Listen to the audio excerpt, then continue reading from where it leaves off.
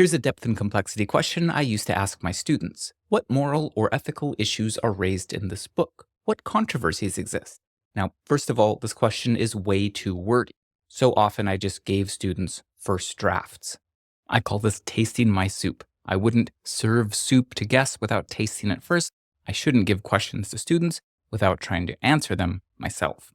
So if we rewrite the question to be clearer, I'm just going to ask, what ethical issues are raised in this book?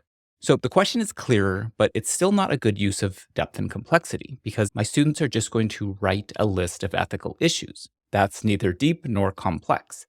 Part of the problem is that this question is suffering from vagueness disease, and it's supposed to work with any book in the world. There's no way we can ask a good question if we don't know what we're asking about.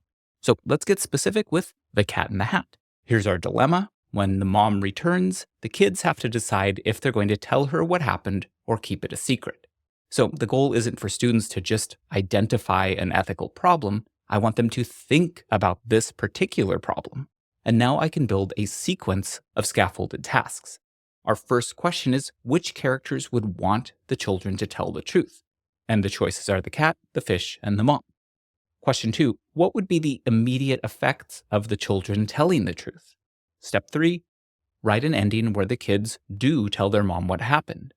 And finally, how would this new ending change the moral of The Cat in the Hat?